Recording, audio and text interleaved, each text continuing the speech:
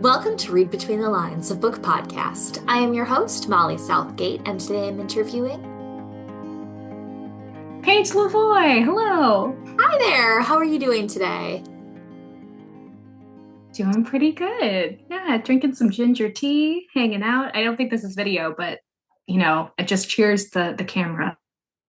They can imagine, picture in your mind's eye, the tea cheersing. So, can you tell me a little bit about your books and the current Kickstarter? Sure. So I have a couple of different books, but the one that we're probably going to be chatting about a lot is the Mothman in Love series, which currently has a Kickstarter for the special editions, which it's been really exciting. Book 3 came out in December. So these special editions have been a really awesome way to celebrate the ending of a series. And they're so beautiful. Okay, so just to start off, though, I have to say the Yes. Mothman in Love series is such an excellent title and concept. Can you tell the audience a little bit about that? Sure. Let's see. I really wanted something that felt like that cheesy, cozy feeling that you get when you watch a Hallmark movie, but for people who love monsters and Halloween. So I was just sort of daydreaming one day about what it would be like to escape into a cabin and what would happen if a cryptid landed on your roof. And then the bones of the story started to form, and it's just been just such a cool journey. That is fantastic. So, what was it about Mothman specifically that interested you?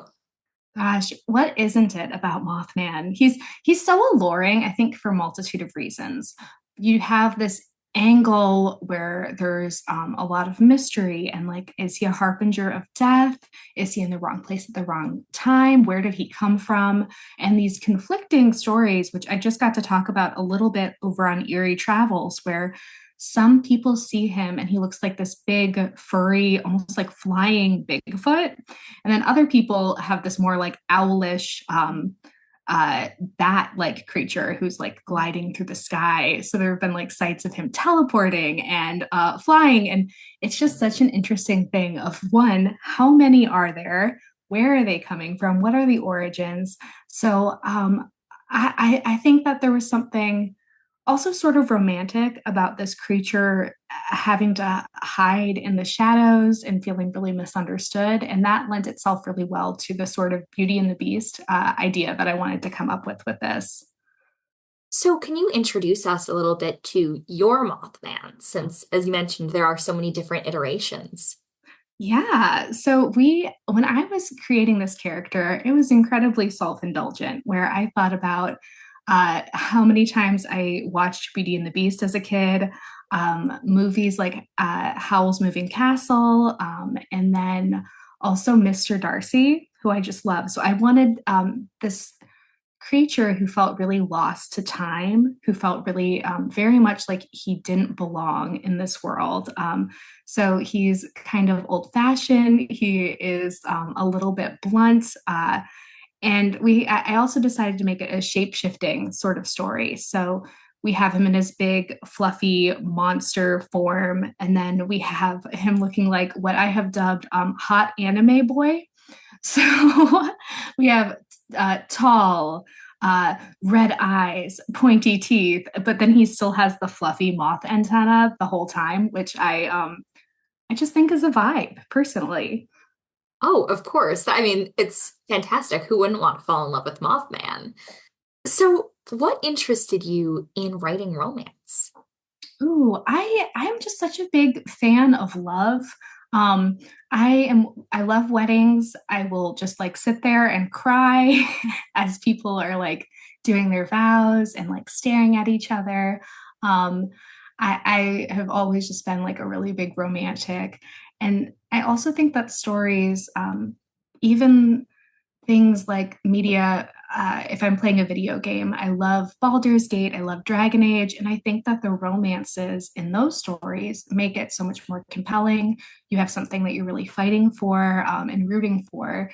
And so writing romance, I think, is something I almost feel like I didn't have a choice. Like, ever since I was a teenager, I was sitting down and like writing fanfic and making people kiss and fall in love.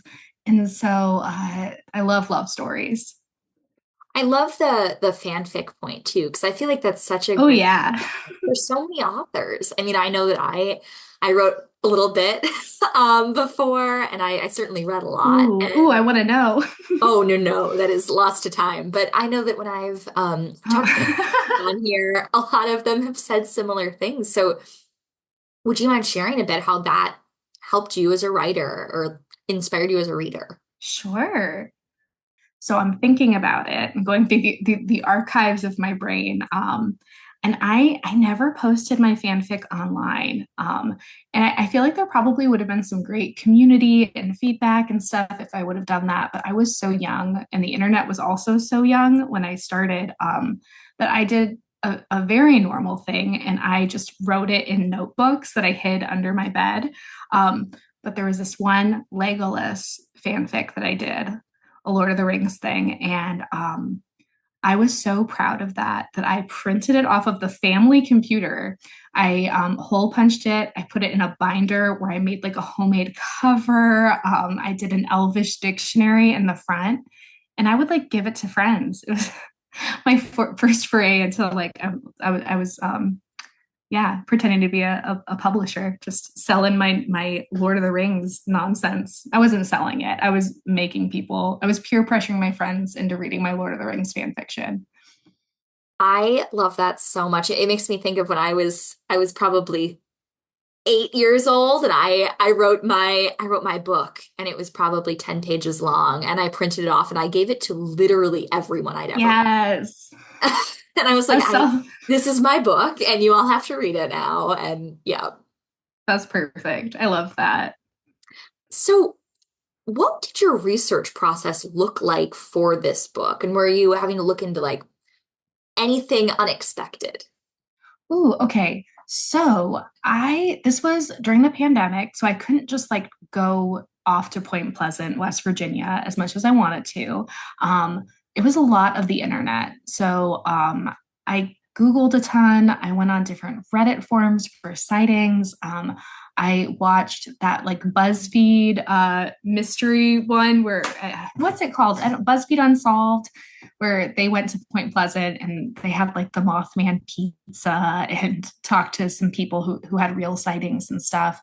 Um, yeah, a lot of looking at pictures, a lot of seeing sexy Mothman memes too. That really just that fuels something. Um, but honestly, it was sitting down and just letting myself write at the same like level and enthusiasm as I did when I was writing fan fiction, because this was what I was calling a garbage draft. And when I say garbage draft, it doesn't mean something that I think is garbage. It means something that is like I'm piling things into my Google Docs. I'm writing from my phone. I don't care if it's good or not. It's just purely for me. And I normally have something like that running at any point in time. And so this started as just like I couldn't sleep at night and I was having such a good time with it. And I'm not sure what moment it was that made me go, "Oh, I think this is real." Like not that it wasn't real before, but I think that this is something that is actually turning into a book. And it just kind of took on a life of its own. But as for fun facts about Mothman, in my research, there was this one little snippet I saw, and it was after I'd already finished the book, that was Mothman being really graceful in flight, sort of gliding through the sky. But then all of the sightings where he's on the ground being really clumsy. And I'm like, oh, should I have made him just be bumping into stuff all the time? It would have been a little bit of a different energy. I think he does knock his head on the ceiling a couple times because he's very tall. Um, but yeah, like, oh, that would have just like brooding, handsome, clumsy would have been a kind of a fun combo. That is hilarious. Did you have a favorite or one that you pulled the most from of the Mothman sightings? Um, I do. One that I referenced was that I think it was the second sighting where he's flying down the road, chasing the couple in the car. Because I have Heather, there's this moment where after she discovers that he's Mothman, and there's all this stuff about him, and she's been Googling stories, and she's like, "Did you really like claw up a car?" And he's just kind of like, "Oh yeah, that," and laughs it off. And so I think that kind of became my favorite, just because for me, I love this idea of this uh like fae creature getting tossed into this world and being so confused at these like giant metal things zooming down the road. They don't have cars in Eclipsica. That's not a thing. Oh, I can't even imagine. I mean, I live outside of Chicago, and we have 1,000 sightings out here. But there was one pretty close to my house by the airport. And I'm like, Oh, whoa. how would something react to an like a cryptid react to an airport? Like that must just be terrifying. Just staring, just it's a lot of glowing lights to stare at, you know? Definitely, definitely. So this being one of the garbage drafts, when did you know that it would be a series? Oh, okay. So this is kind of a silly thing that I haven't really talked about a ton. I When I pitched this, it was during one of those pit mad things that used to be popular on Twitter, RIP, where people would pitch their books with like these little snippets and do a bunch of hashtags. And Four Horsemen Publications, the publisher who has been lovely, and I signed my book deal with, they liked my tweet. So I went and I submitted to them, and I realized pretty quickly on their website that they only take series. And I wrote this as a standalone with wiggle room. So I had to like sit, and was staring at the submissions form. And I'm like, okay, I know that I left this book open. So if I were to continue it, how would I want to do that? Where do I feel like the characters would go? And I kind of sat there, I feel like, for maybe 48 hours and plotted out the rest of the series. And the second book, I think, was the one that actually the third one, I think, changed the most from the initial pitch to where it ended up. For the better. It was because some of the side characters just ended up being different people. But there was a certain character that I thought I would set up with someone else. I thought I was going to set up two antagonists, but that was not the vibe whenever I ended up really getting into their stories. But yeah, it was thanks for Horseman Publications for saying that they only took series, because I literally sat there and I plotted out a series within 48 hours so I could pitch to them. Now, when you were plotting out the series, that initial outline for it, did that end up being the series that we have now, or were there any significant changes? It did. It was pretty short pitches for the first one. I already had the vibes for, but what I really was looking at when I was pitching these is I thought the first one is small town romance, Beauty and the Beast retelling. The second one, I took a lot of inspiration from like fish out of water stories, the secret prince trope.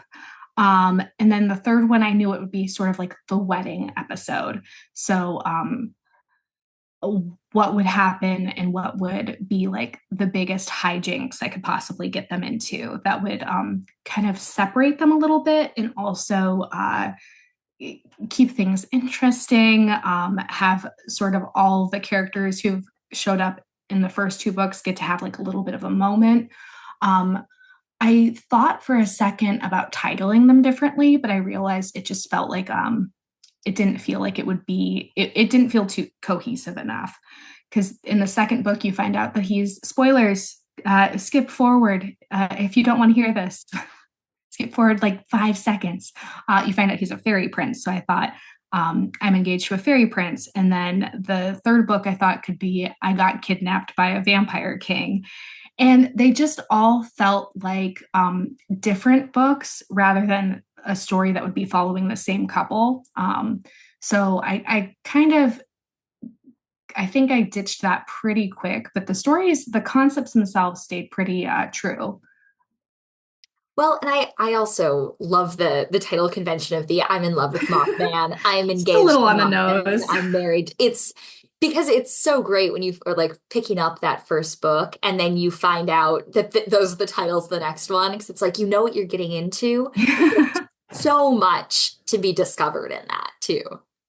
Yeah, it's been a lot of fun. I've really it has made me think a lot, though, about naming conventions and if I want to keep this sort of theme where they're very on the nose and silly with the next three monster romance books, because I have three that are sort of planned out. The next one's going to be a swamp monster. You meet him in the third Mothman book. So he's getting his spinoff, and it's a stretch goal over on Kickstarter. I think it's the first stretch goal that we have, where if we hit it, everyone gets a little preview of that story. So I'm that I think that would be really neat. But either way, I'm just excited and a little bit like I can't wait to just start dropping little hints and snippets and stuff from their story because it's so sweet. Oh, that sounds wonderful. Is there anything that you would like to share about that book while you're on here? I think I can. It's one of my favorite tropes. I love childhood best friends sort of reunited. So I have the main characters were childhood best friends. They haven't seen each other in a really long time. I took a lot of influence from the Bluey camping episode, which might sound like a funny comp, but I think it's just so sweet. Except he's a swamp monster, and she may think that she made him up. So she kind of reconnects with her imaginary friend who wasn't so imaginary, and it's been just such a blast to write.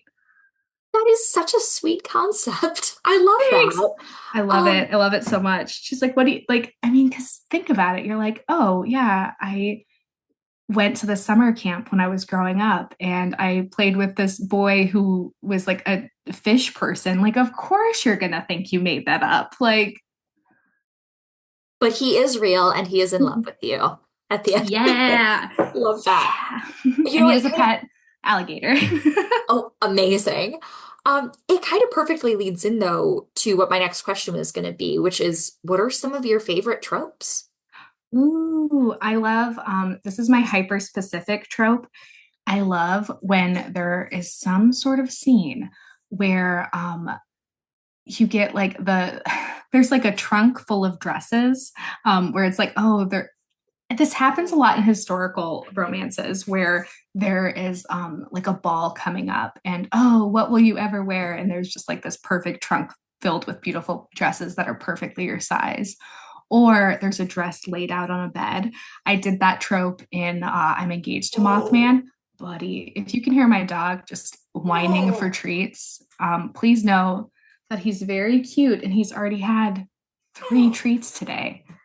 So I'm just going to shuffle off to the side and scoop him. Will you? Oh no, he just wants Oh, me to throw toys. Buddy, the you listeners gotta are very stop. used to hearing animals in the background. I've got my cats are often featured.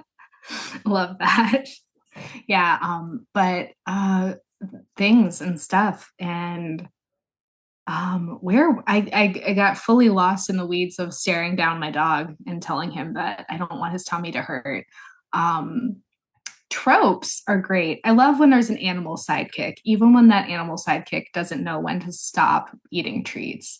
I also love, gosh, childhood best friends I've already talked about. Grumpy Sunshine, which I really did in I'm in Love with Mothman, where he's a little grumpy and she is just very sunshiny, optimistic. And those I think are some of my favorites.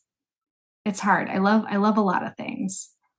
Those are great ones. And I feel like there's a lot that you kind of discover when like looking back over writing and rereading things, going like, oh wait, I didn't even notice that I used this one or I incorporated this here, or I tend to read books with X, Y, and Z involved in it. Yeah, I also am really drawn to retellings, and sometimes I don't realize things are retellings until I'm done. Like Mothman, I didn't really realize it was a Beauty and the Beast retelling until I was on, I think, my second revision of it. And I went, oh, this is so a Beauty and the Beast retelling. I had no idea. but then it's fun to go in it really intentionally too. I have a YA that's a Hades and Persephone retelling, and I got going in knowing it was a retelling meant that I had her drink pomegranate tea, and he's the son of the funeral director, and there's a lot of like very fun little ways that I made those tropes modern but still like really weaved into the story with more intention. And some of them still surprised me. A couple people were like, oh, I love the way that you tied this to the original myth, and I did not even realize I did that. So sometimes our subconscious is working really hard. When you write, how much of it do you feel like is the subconscious and how much is you like kind of following an outline or doing the path that you had thought the book was going to go in? I normally do some sort of synopsis for myself, where it's like an extended version of what you'd see on the back cover as a guideline, just to kind of get the vibes. And then it really depends. I think the most I've ever plotted was for I'm engaged to Mothman, where I had like note cards. I had like hearts for to make sure I was spacing out like intimate moments. And that's because I really knew that I wanted it to follow sort of a secret prince trope pattern, and it was my first sequel I've ever done. So I think I also was really nervous and wanting to make sure that it had the same level of satisfaction that a standalone would, but still continued their story. Mhm. Yeah, that I've often thought about like how hard that would be trying to write a continuation like that. Like Yeah, there's so many different ways that you can approach it. yeah. It was that one was not, I mean, they're all tough in their own ways, but the thing that sort of saved that one for me was having wiggle room to add new characters. So Oak, and then Ruby and Pepper, they were all characters who weren't in the original concept. But I'm like, Heather needs to make some friends here. This is feeling like a little boring. I need her to have some guides in this world. And also, I really want some interesting, fun characters that she can interact with that are a part of Moth's backstory, too. So my next question, I wanted to talk a little bit more about your journey as a writer. We talked a little bit about how this book was published and everything, but I'd like to hear more about how you knew you wanted to be an author.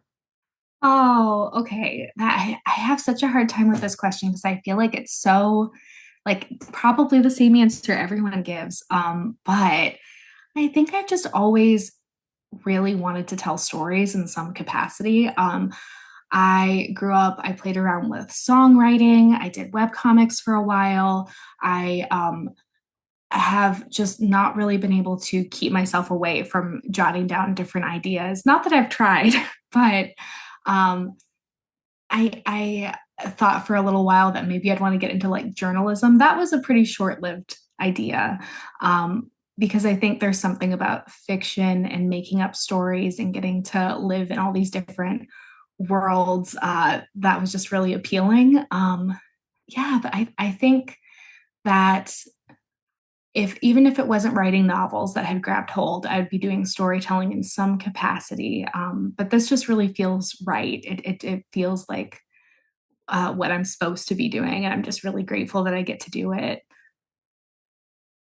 Absolutely. I think it is surprising how many diverse answers I get when that question does come up. But I totally feel the same as that one, where it's like that impulse to storytell and to create is one that I think is shared by a lot of writers for sure. Yeah, it really just feels like if like I don't know what I would be doing with myself if this even not as a career, but like I don't know how I could stop. Even like just filling up notebooks since I was a kid. Like it just feels it's such a compulsion. Absolutely. Now, with your writing, do you feel like there are any central themes or anything that you see come up across the different modes of storytelling? Yeah, I think I've always been drawn to paranormal, but sort of like a lighter, goofier side of it. Even when I was doing web comics, it was like, pastel vampires and um, a lot of like cutesy sort of things. But um, I'm thinking about my books. We normally have someone who's kind of feeling a little bit either like they're a background character in their own story and they're really wanting like to have a moment. So you see that a lot in Dear Galaxy, where we have, which I haven't talked about at all at this podcast, but it is like a 1950s themed uh, space road trip where the main character is writing for her school newspaper. She has an alias, no one knows it's her, and she ends up on this road trip through the stars to find her secret admirer. And she just really wants that like big adventure. And for Heather, and I'm in love with Mothman, she is getting all of the attention and she just kind of wants to feel like she can fade into the background a little bit. So she was kind of an opposite than what I normally write. But I think there are like similar threads of dealing. It's very hard for me to not write a character who's dealing with some level of anxiety, to the point where Susie doesn't really have anxiety at the level that I do. And one of my editors was like, "Hey, this particular scene is feeling little too much like you and not enough like Susie." And I went, "Oh, noted." And I had to read it over. So I think that I end up working myself into the characters more than I realize sometimes, for better or for worse. But yeah, I think for essential themes, there's a lot of found family. There's a lot of discovering yourself, coming into your own, um, standing up for yourself. We have that in our own little underworld where we have standing up to bullies for Hayden, and then standing up to a really toxic family situation. Heather is also dealing with that, where she's standing up to her mom and also learning how to exist without being on the internet for the first time. And I love found family. I love first love. I love a good meet cute. And also, I love a diner scene. I think there's something really intimate about being at a tin can, kind of a crappy diner with cups of coffee and just all the time in the world to talk and get to know each other. So my characters always end up at a diner, and I don't mean to do it, but it's sort of becoming like a staple. I love that. And I think the signatures like that are the things that like make your writing style yours. And it's important for writers to have that in their work. Yeah, right now my dream is one day I'm gonna get artwork commissioned and they're all in the same diner. I feel like that would be so cute. Oh, that is adorable. That's fantastic. Well, any writers, or I'm sorry, I mean any artists listening to this, um, go and make that. Go make this dream a Please, I'll reality. cry. Well, this has just been an excellent interview. Thank you so much for coming on the show. Oh, thank you for having me. It's always so lovely to talk to you. This has been wonderful. Well, it's great to talk to you too. I just have one more question, and that is, what do you have coming up? Oh my gosh. Okay, so obviously we have the Kickstarter, which is the very fancy special editions for Mothman and Love. There are some really special goodies too. So there's bookmarks, there's a ring that says my flame on it, which is so cute. But for other stories, I teased that we have the Swamp Monster coming up, and I'm so beyond excited about it. And then after the Swamp Monster, I haven't even barely started working on it, but Magnus, who is the antagonist in the last Mothman book, he's also making a comeback. And gosh, he's just the worst. I've been outlining for him because I can tell his book's going to be a little complicated. And when a character is just a piece of garbage and you love them so much, Oh, yes. that's Magnus. He's going to have such growth. I can't wait. But yeah, if you like cozy stories, if you like monsters, if you like spooky, cute things, and also I do have some concepts that are more in that high, kind of in that like romantasy, fantasy, essentially Baldur's Gate fan fiction. um, follow along. I've got a lot of stuff I'm working on, and I'm really excited about it. Well, I hope everyone listening to this goes and checks out all of Paige's books and supports this Kickstarter. And Yes. again, thanks for coming on the show. Thank you so much. For Read Between the Lines, my name is Molly Southgate. I'm Paige Lavoie. Let's end this the way all great stories end. Happily ever after. The The end. Thank you for listening to Read Between the Lines, a book podcast. You can follow the show on Instagram and Facebook at Read Between the Lines Podcast and on Twitter at RBTL Podcast. Make sure to follow the authors who I've been talking to hear all about their upcoming projects, and also because they're cool people. This show is hosted by me, Molly Southgate, and produced and edited by my dad, Rob Southgate. Read Between the Lines is a Southgate Media Group production, and you can find all the great content put on by the network at southgatemediagroup.com. You can read the story of how I and many other podcasters started in the anthology book Pod Life, which you'll find at the link in the show notes. Also in the show notes are links to buy the books featured on this episode. Using those links supports this show and the incredible authors being interviewed. Have a great week and keep reading.